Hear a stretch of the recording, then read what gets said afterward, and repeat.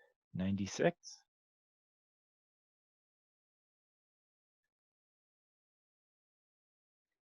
Wrong. It's not Abe Knuckleball Schwartz. Time's up. This is a good one because this guy was only in WWE, WWF for a very limited time. It was the Executioner. You know who was under the hood? Yeah, wasn't that Freebird? It wasn't Michael Hayes. No, it's Terry Gordy. Yes, Terry Bam Bam Gordy. You don't get the point for that. That's okay. Well, that one, that's a hard one. Come on now. So before we get to the next match, there was another kind of retro commercial. Only I don't think this item's is coming out, but I'd like to see you try it. We had Adam Cole doing a vintage Ico Pro commercial. Ico Pro, baby. I popped again. It was awesome. It was, it was very similar, like to the Bret Hart's old Ico Pro commercial. You gotta want it. You're gonna want it. All right. So next was Johnny Gargano versus Keith Lee. Yes. Speaking of the North American Championship. Yes. So before we actually get into the match, I really want to talk about Johnny Gargano's entrance. I want to just go back. Well, no. Yeah, let's talk about the entrance. And okay. Then I want to touch base on something as we get in the match. But yes, the entrance. First of all, there's a lot of. I forgot to ask you at the top of the show. What did you think of the set? I loved it. It was the old In Your House set. I love that set. I love it. As soon as I saw it, I'm like, man, this is cool. And this makes me. This really makes me. Who's talking? Go ahead. This really makes me miss the specialty sets that we used to get. Yes. And I was just going to say, when it comes to like production, I don't think anyone can compete with WWE. No. When they want to do something, there's no contest. It's not even fair for other companies. They've always been so far ahead. They just kind of been going with the basic stuff lately, last several years. But this was just tremendous. And it was like so it was like the old In Your House set in a way, but with a modern kind of twist, which we'll see in this match. So Johnny Gargano, everyone else came out from like, what was it, like a garage area? Yeah.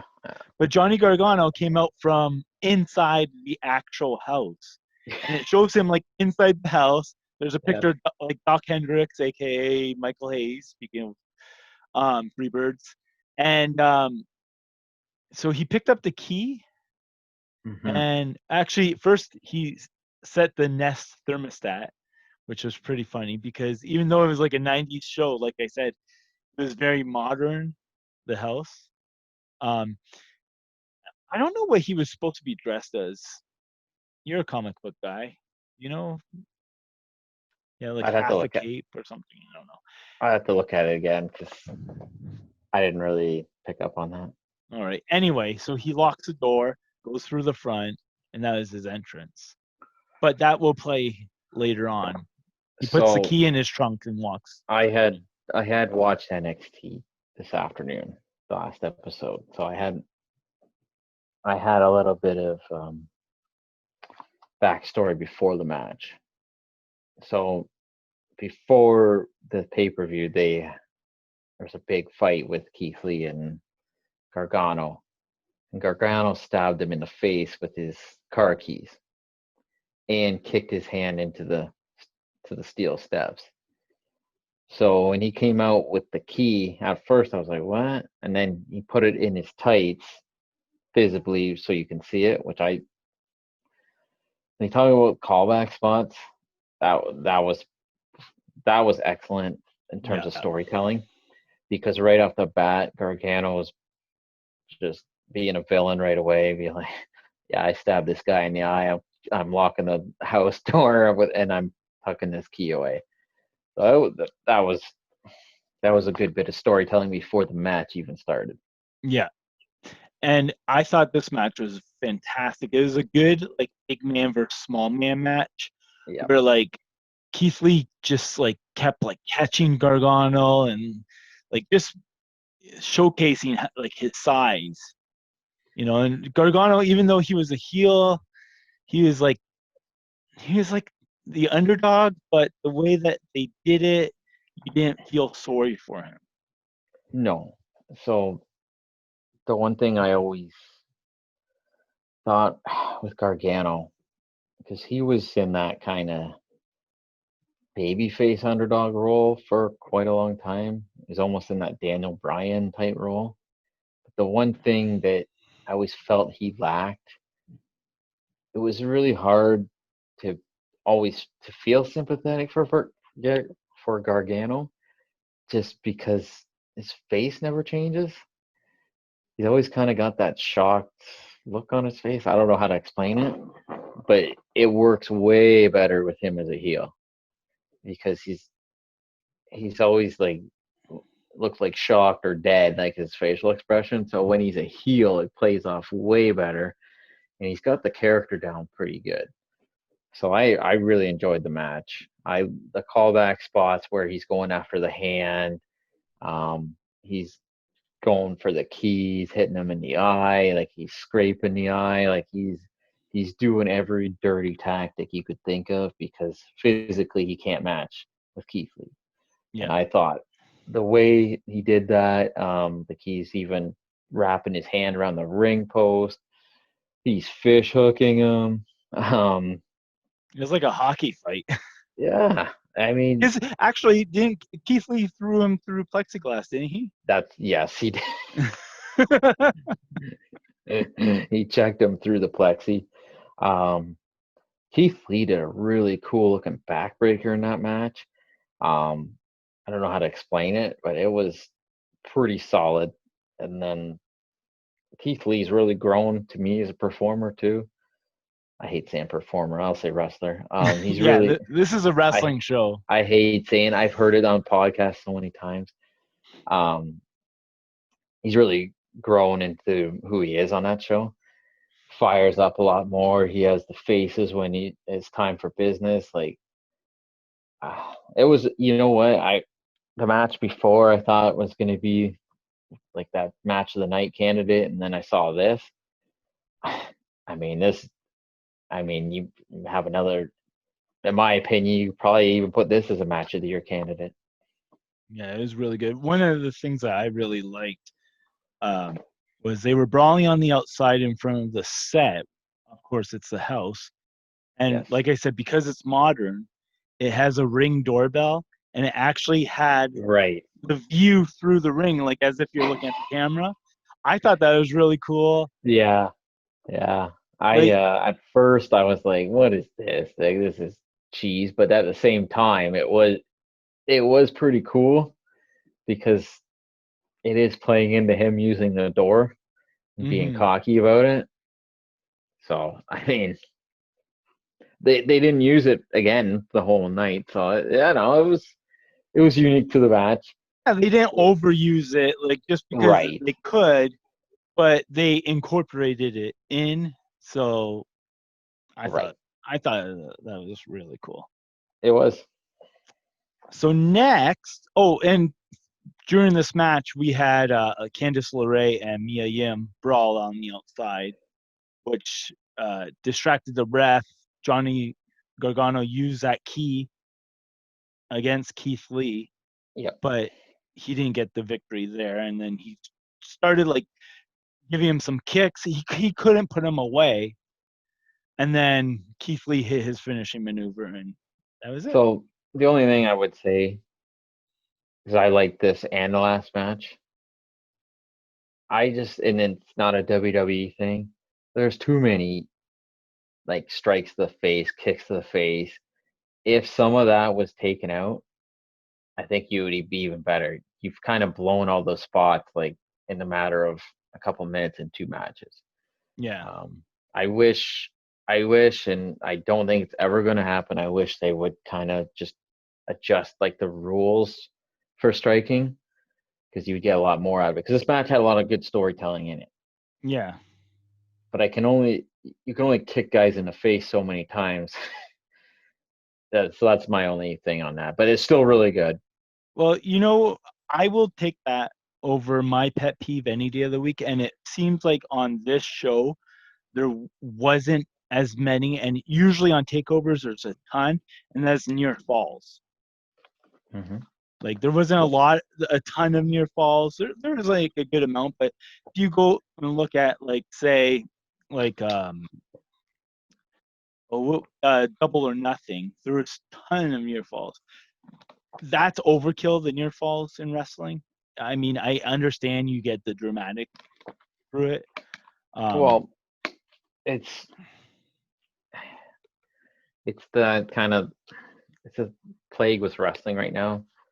Not right now, but a plague in the last several years is kind of hotshot things that work. Just overkill it. Yeah. Obviously, the other spot, and I didn't really see it much tonight, is the I'll hit you, you hit me, I'll take it type thing. We're just gonna. Yeah, I usually see that too, but I don't really recall that tonight, which is refreshing too. All right, are you ready for your next trivia question? Yes, go ahead. You get no lifelines, by the way. In your house, who am I gonna call? Ghostbusters. In Your House, No Way Out of Texas. Who were the 4 men that took on the team of the New Age Outlaws, Triple H, and Savio Vega?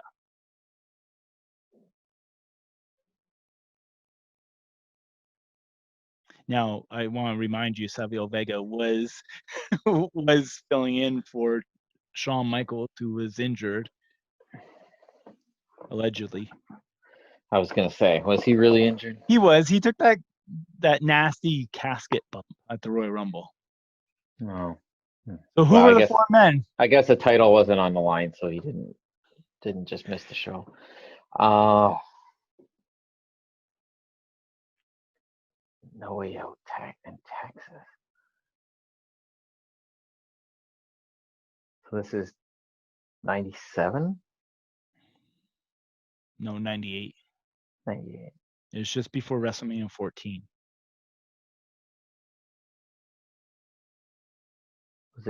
Was Shamrock in that match? No.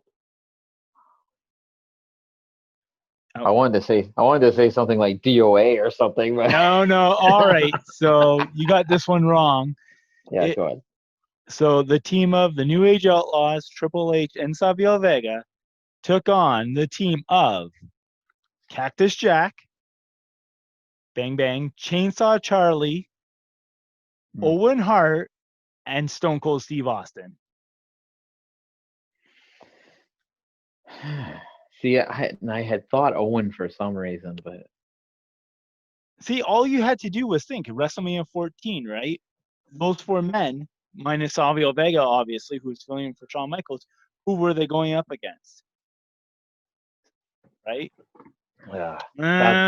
Disappoint me. I mean, that's a forgettable match. Come on. Okay. So next was the Backlot Brawl. For the NXT Championship, it was Adam Cole taking on Velveteen Dream. What was your thoughts? So before we get into the match, I want to know, what were your thoughts on how the Backlot Brawl looked? Did you like it? Because there was like cars all around. There's a wrestling ring. You reminded me of that Iron Circle match? Yeah. Shamrock and Steve Blackman. Yeah. Kind of gave me that feel. I mean, but this had a wrestling ring. That one didn't. Yeah, I know. That was a refreshing change for a cinematic match. Production wise, again, it had a cool look to it. Like I can't. They do really. Again, did you like this match? Because it's a cinematic match. Did you like it? It was okay. I wasn't jumping up and down for it. It was, in terms of an actual match, like, I don't know. At least there was a ring. At least they had to beat each other in the ring. It was, I don't know. It was just a lot. Again, it was a lot crammed in there. So, and they had to throw some ha in there with the Uber driver. But you Um, know what? but With that being said, at least it kind of fit, right? Like it was like kind of a roll your eyes, but it kind of fit with yeah, like the theme of it. It wasn't too out there. I didn't. Like I mean, it I mean, wasn't brother love coming out of the washroom. no. I didn't. In all honesty, and from the cinematic matches, this is probably one of the better ones. Yes, that's Be, why I was. yeah, I at least it was, there was actual fighting, there was actual brawling. They were hitting each other with weapons. Um, there was a ring where they actually tried to beat them in the ring, unlike some match at the AEW pay per view. Um, it was okay. I don't really have. I'm indifferent to it. The whole chair thing was, I don't know. I was kind of zoning out at that point, but it was okay. Like, I mean, character wise, both guys did a good job. The finish was a little nuts, um, but it was good. For what it was good. I enjoyed it. So what's next? Adam Cole won this match. Hmm. This was to be Velveteen Dream's last chance at the NXT title while Adam Cole is champion. Do we see Velveteen move on to the main roster or That's Raw and what I SmackDown, was. or is this? That's what I was thinking. I Yeah, mean, he's a tailor-made character for those main roster shows. He's exactly what he's exactly what they'd want on those shows, and now's the time to do it because at least you can get him established before you have a crowd. yeah. What show? Um, I always want to say SmackDown because I think that's a better show. But I have a feeling it's going to be Raw because Raw is the more glitzy gimmick type show. Yeah, and I feel like with Matt Riddle going to SmackDown, they're Yeah, going to try and balance it out by having Velveteen Dream go Raw, maybe. yeah. You don't want to take the glitz off Riddle. Who would you pair him against when he comes up to the main roster? Who would you put him in his first feud with?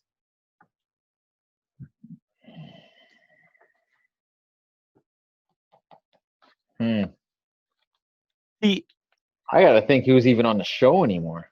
it's kind of hard. It's you know. but see, like if he was going to SmackDown, a perfect guy for him to go against is Baron Corbin. Yeah. He seems like the introductory guy where you can put him against like any because he's like a bully, right? So you don't really need like a story with him. You could just pick on whoever and start a feud. Well, would you? Here's the other thing: would Velveteen come in as a babyface or a heel?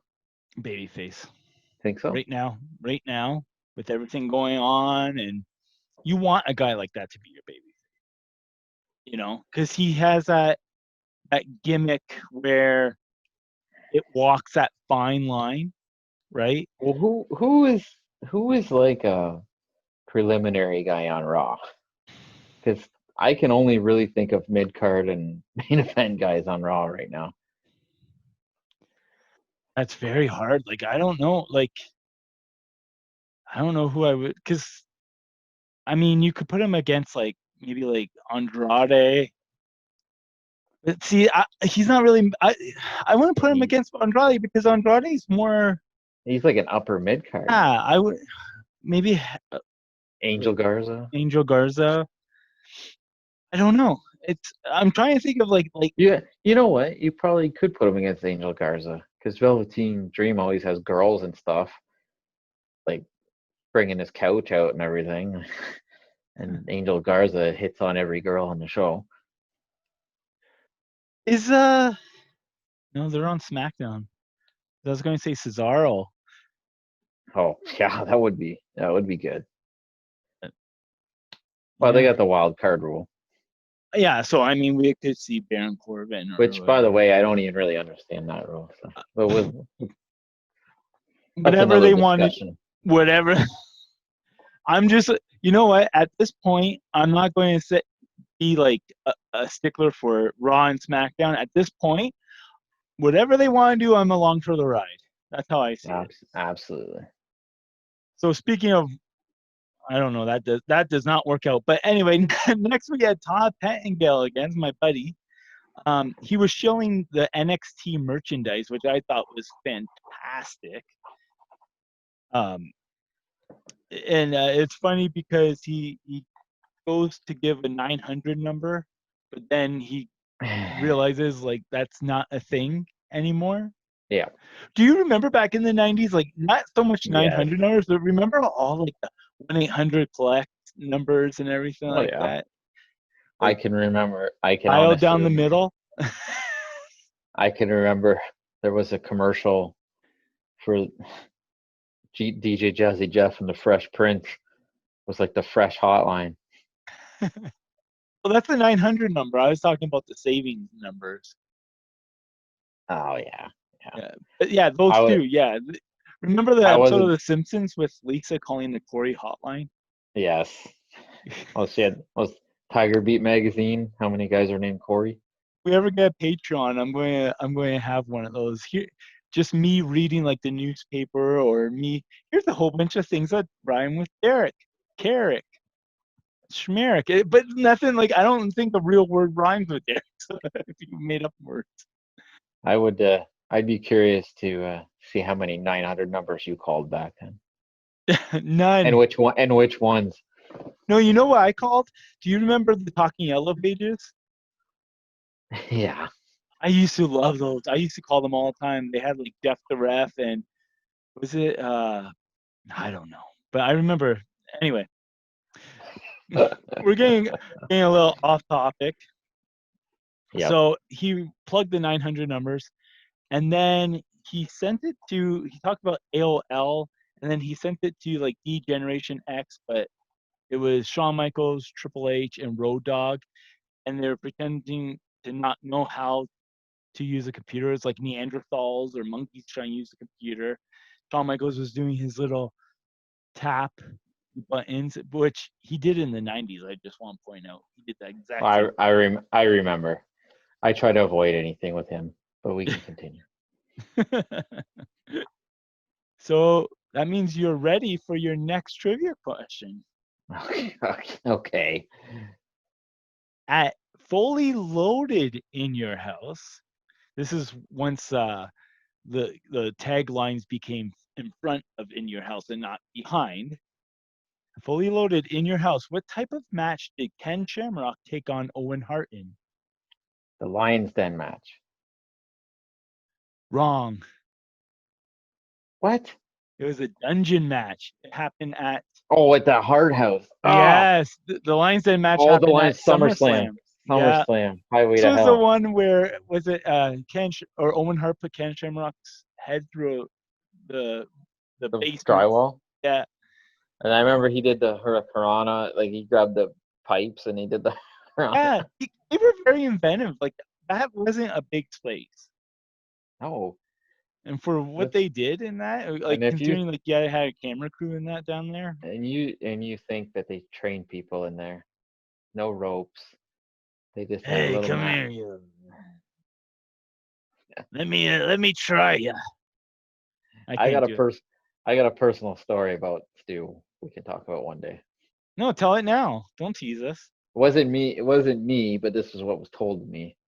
Was my uncle's ex-girlfriend went to school with the Harts in Calgary, and her daughter's boyfriend was interested in becoming a wrestler.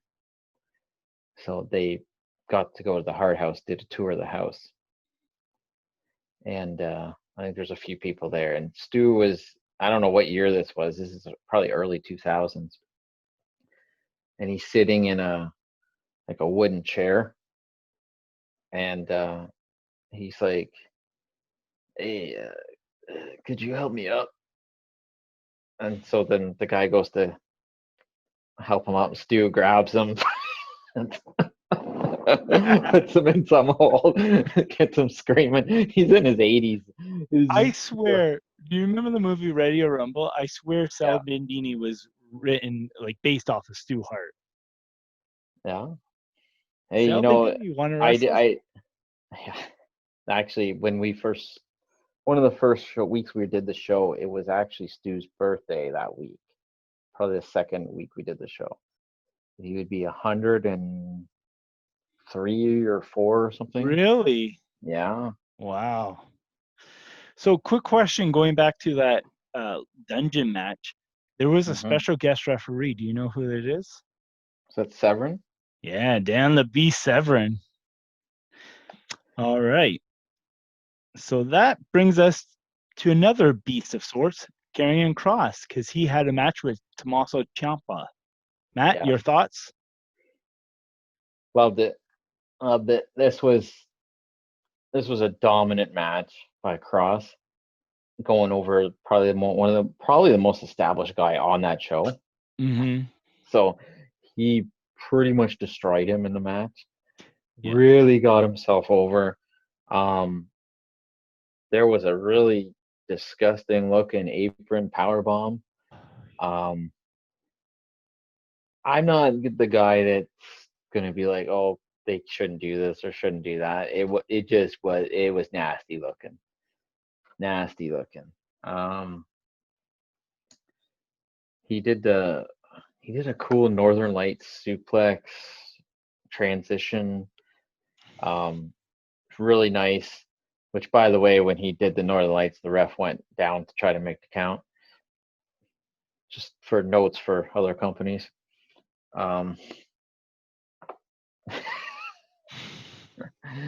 Anyway, he chokes out Ciampa. Done. Yeah. It was great. This match was everything that it should have been. This was Karrion Kross's coming out party. Ciampa had offense, but not too much offense. Karrion Kross looked very, very strong, and he should. This is a guy I really think they will make money off of. You know what? He is so smart. He has so many ideas. He knows his character. He knows what to do. And with Scarlett with him, like, this is such a cool character. This is such a cool thing. I love how like his entrance is like no other, where it's like black and white and she's singing, and then all of a sudden it's like red and you see him, he's like the devil. Yeah, they're doing a good job with him. Yeah, they're doing really good with him with no fans. Yeah. You wonder what it's going to sound like when you can have fans in the building. I think he will be over like Rover, to be honest with you. I think he's going to be one of those people that the fans they can't help but cheer for. I cannot put him over enough because I really think like he has a good future. I remember in Impact, he did a lot of cool things, like at Slammiversary, the one year he came out in like paint and like dressed up and all that. I don't know if he's going to ever do that in WWE, but he doesn't really need to. He's a big, imposing guy. He looks scary. I wouldn't trust I wouldn't want to be alone with him. Like he looks like he reminds me of Woody Harrelson in Natural Born Killers. I remember seeing him in person at Impact tapings. He's just imposing. Like he has that. He carries himself well, you know. Oh yeah. Now this really felt like it might have been a swan song of sorts for Ciampa in NXT. I really think he might be going to the main roster after this. I could see it. What else? What else can he do on that show? He's done everything, and same That with Johnny Gargano for the most part too. But with Ciampa, like this felt like it was, you put over the guy on your way out of town type of deal. Mm-hmm. Where do you see him? Raw, SmackDown? Because here's the thing, Velveteen Dream could go SmackDown and Ciampa could go Raw. I could see him on Raw. I would love to see him on Raw. We've talked about a few guys going to the main roster already. Yeah. This is a pretty cool time. It is. WWE, because there's the good part with NXT when they got themselves on USA. People are getting familiar with the talent. Mm-hmm. So when they move to the other shows with more established talent, it'd be interesting to see how that shapes out. I mean, Ciampa, he can work any show really, but you look at him, man, you could see down the road like him against Seth Rollins or something. Like that would be awesome. I would love to see a heel Ciampa, or even a heel Ciampa, because I think he's better heel, having a feud with Kevin Owens. Yeah. I think that would be amazing. Just there's lots of guys. Yeah. I mean, probably he could do something probably with Apollo Crews. He could do something with Aleister Black. Oh yeah. I mean, if they Ricochet, lots of guys. I mean, there's lots of fresh matches. And I mean, if he moves to SmackDown, you'll have him with AJ Styles and Daniel Bryan, Drew Gulak. Like, oh man, imagine him in a feud with the Fiend. Yeah, because Ciampa can talk too. Yeah. I mean, lots of guys. I would prefer him as a heel too, because he could get sympathy. Like he could make the other guy sympathetic, like Rey Mysterio or somebody. Like, he could really do something with established guys. That's why him and Gargano, their feud was so good, because Gargano plays a better babyface than a heel, so you really want to feel sorry for him. I disagree with that. You disagree with that? I disagree with that. Why? I think he's because his facials aren't very good. He's a way better heel. And I wasn't sold on him being a heel. No, he doesn't make faces. That's the thing. No, he's small. I buy him as a face. See, he's doing a good job as a heel. Don't get me wrong. He does a good job as a heel, but he's smart. He knows how to do it, and that's why I think he's gonna be a better heel. A heel shouldn't come dressed out as comic book characters. Cody Rhodes did. Yeah, but that's cool. Anyway, it's time for our next trivia question, Matt. Oh God! All right. Okay, this is our last one. Okay. Mm-hmm. What was the last In Your House titled, and what was the date? It's a hard one. So what was the last one titled? Is we're in the era where they all have titles, subtitles. And when was the date? It's got to be in this era. Oh no, wait. Now, obviously, Takeover doesn't count. So I'm talking about the last In Your House before. I can hear your gears turning, your brain trying to think. Okay. I'm thinking. I was gonna say Ground Zero, but I don't think that's the last one. That was 1997. Because I was thinking it's probably 98. I don't know. I really don't know. Well, it was 1999. Really? It was St. Valentine's Day Day Massacre Massacre. on February Wow. 14th, 1999. Wow. If you remember correctly, That it was the was Vince and Austin in the yeah. cage. I And watched who that made live. his debut in that match during that match? Paul White, Paul White, the Big Show. big nasty Paul or Yeah. big bass. What do they call him? Big something. He was like Big Bastard or Big Nasty Bastard. He was Big Nasty, and then he was Big Bastard, and Paul White or Paul Wright or whatever. They kind of played around with his name at first, and then finally they settled on the Big Show by the summer, which was Yes, when he threw Austin through the cage. yes, and that caused Austin to win, which later that match was if Austin won it, he got a title match at WrestleMania 15. So Right.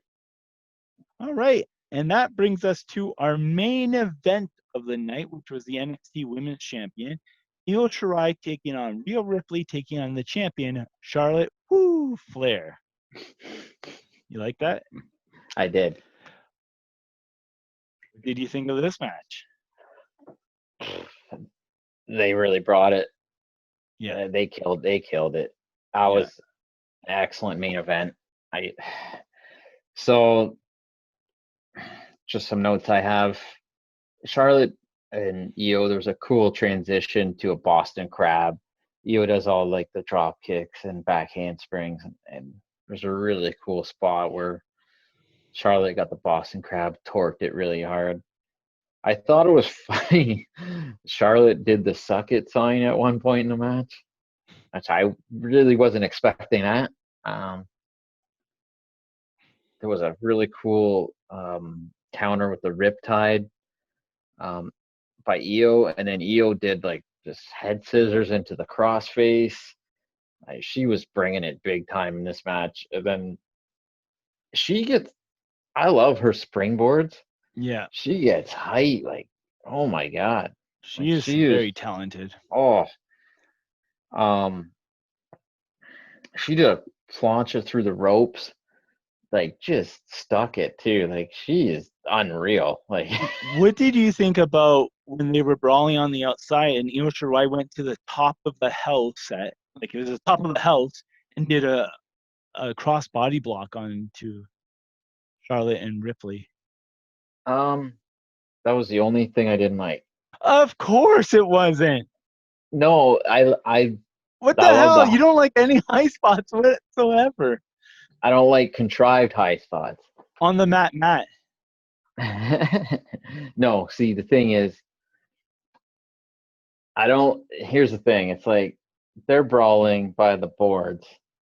Then all of a sudden the camera shows Io up there and then they're gonna move over and hold each other for the punt. That's what I don't like. I respect the spot. I respect the height. You think There's that they just could have transitioned it into it yes. better? Because it's just that's my only thing. When it's just like when people are jumping to the outside and it's like five people just gonna hold each other and just stand there. I hate that. It's so overdone. But anyway, I mad props for doing it because I think regardless of the contrived part, it takes a lot of guts to even do that. That's a high, it's a pretty high fall. But that visual of her coming down is cool. Yeah. Um, Almost as cool as like when the Young Bucks did the moonsault from the ends, the uprights. oh Right? yeah, yeah, that was just so awesome. If I only hadn't seen 100 high spots before that, that would have been great.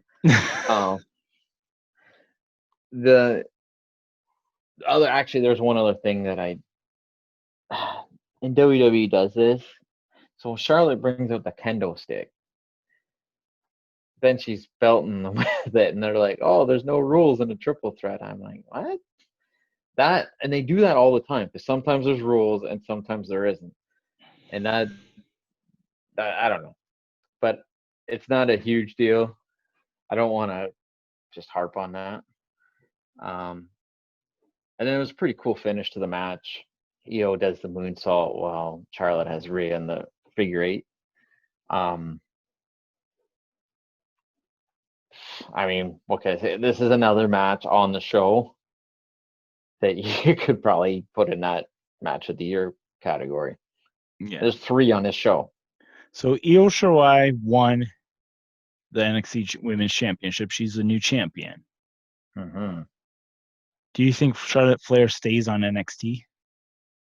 And you know what's funny? It's like almost every match, I'm like, do you think this person is going to stay on NXT? See, here's the thing. When Charlotte won at WrestleMania, I thought it was a good thing. For the reason we talked about earlier, people coming down to NXT to work with the other talent. I also had initially thought it would be kind of a rematch chase with Rhea for the title, but yeah. I think she got sent back to Australia, and I think that really messed things up. But I don't know if that was the plan or not, but she got quarantined for a while, which is why I think she lost the title, because she was going back. But anyway, because she had a visa issue or something. Anyway, doesn't matter. I don't know. Like, Charlotte's been on every single show, so he's the queen. But I mean, in all honesty, she can work with everybody. It's really good for her to work with Io and all those kind of girls, because that gives them a ton of exposure. I think, and this is not to agree with WWE or whatever, blah blah blah, but I think she is like the number 1 women's wrestler in the business today. I don't think there's any question. Like, she might not be, maybe you might have some that are better wrestlers or better on the mat or whatever, but she has it all. Like, she's athletic, she can wrestle, she's good on the mic, she has the look. Mm-hmm. Like, she checks all the boxes. She doesn't leave one unchecked, in my opinion. I think you can make the argument that any of those categories, she's either at or near the top. Yeah, there's no one else that I would, like, if I was running a company tomorrow and I could have any woman wrestler besides maybe Tegan Knox, I would have Charlotte Flair.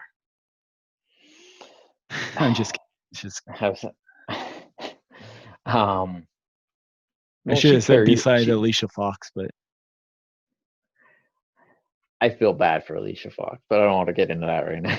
Retired. Anyway. No, but Charlotte, she carries herself like a star.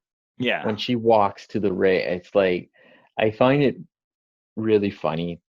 The internet hates on her so much. She gets all this because of the last name and all. No. She's just the best, period. And she can go with everybody. And I think Rick said it the best. He's like, if you want to see who the best athlete is, put three sports down and play 3 different sports and see who's going to win them. And she'll probably beat everybody. Yeah. No, if it was just because of her last name, then David Flair would have been WCW champion. Yeah, he was just United States champion. Yeah. That's no big deal. My point being is that if it was just the last name, like, he would have been like in the main event. You know what I'm saying? Right. Yeah. Where obviously Charlotte's talented. Like, she's worked. She's a hard worker and everything. She's committed to it. Like, she's so good.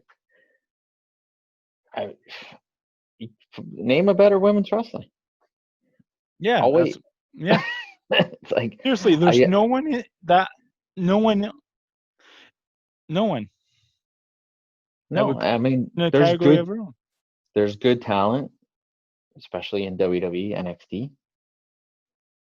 I mean, you could name some girls in some other companies too, but there's nobody.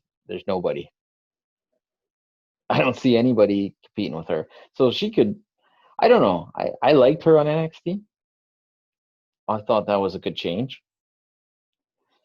WWE's done a really, really, really good job with the women's division, where they built a core of 4 girls, branched them out, that could work with everybody, and they've built a lot of support staff, I guess you could say, around them, and you have more girls coming. Yeah. And if you look at NXT in a couple years, you have Casey Catanzaro. He is crazy athletic. Right. I used to watch on American Ninja Warrior. Mm-hmm. She's talented, but you have girls like that are still coming. Mm-hmm. And that's why, if you can have some of these girls, and not just Charlotte. Now you have Bailey and Sasha. They got the tag titles again. If they could work with some teams down there too. That's enough. It makes sense to do it. Yeah, for sure. Yeah. But great match. That show, if that's not the best show of this quarantine era, I'm not sure what is. No, hands down, it was. It's hard. I don't want to sound like I'm being biased because I love the nostalgia factor of it, but like NXT Takeover, usually like I can't tell you a takeover where I was really disappointed. Even their what would be considered one of their like bad shows, or maybe they were off that night, it's still like a great show. Oh yeah, they're all good. They've all been good, but they have good builds to them. Yeah. Generally. You know what I really liked? I know it was like, NXT talent and all that, but the fans were really good at this show. Yes. Because even with Karrion Kross, they were like chanting his catchphrase. They were making lots of noises at the end. And what did you think of Io Shirai when she won the women's title and they had the streamer celebration? It was cool. It had that Stardom, that Japan feel to it. Yeah. So, I don't know. I don't have a problem with that. You know what I would kind of, I don't know if a company will ever do this. Be like, because that kind of fits her character, but that wouldn't fit Charlotte. Yeah. So Charlotte would be more fireworks or something like that. So I don't know if they would ever be like, they've all requested their celebratory things. This is what it would be. Like they all have like their own celebration. Right. Kind of like they have their own entrance. So you know how like a team wins the Stanley Cup? Yeah. They have all the merch made for both teams, but one gets thrown out. Well, AEW just did that.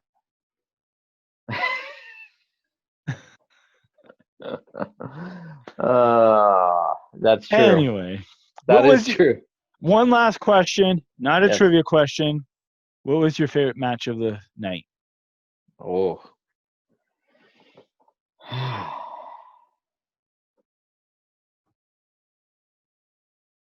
Man, I would say, I'll go first. I'll let you think, but I would say mine would be Karrion Kross for Tommaso Ciampa. Maybe it wasn't the most athletic or competitive match of the night, but it really, really got Karrion Kross over and did its job. Because, I feel like if it was a 50-50 match, like Karrion Kross wouldn't have looked so impressive. And that's a mistake that a lot of promotions do with guys that they're bringing in. You see like promos and you see like all this stuff. Oh, this guy looks amazing. You can build him up. You're excited to see him. And either like the debut match or a couple match after, they either lose or they have too much of a competitive match and they kind of lose their luster. Yep. Yeah. No, I liked how dominant he looked. It worked. That match worked on all levels. So what was your match? I'm probably leaning towards Keith Lee and Gargano, just because of the story in the match. Yeah, and that's what's honestly. Yeah, that would probably be my number 2. But then But I like the main event too. Yeah. Even the build to it was excellent. Yeah. All around, it was a great show. The show was really, really good. Yeah. Go ahead. No, I didn't really have anything else. Okay, because I was just going to say, speaking of good shows, if you like this, I want to remind you that you can subscribe to us on iTunes, Google Play, Stitcher, Spotify, wherever you get your podcasts. Listen to our weekly show. Also, subscribe to us on YouTube, Facebook, Twitter, or Instagram at Three Falls Podcast. All right? Absolutely. And everyone should subscribe. Exactly. And with that being said, thank you for joining us for this special rundown of NXT Takeover in your house. Thank you for having us in your house. Have a good day. Good day.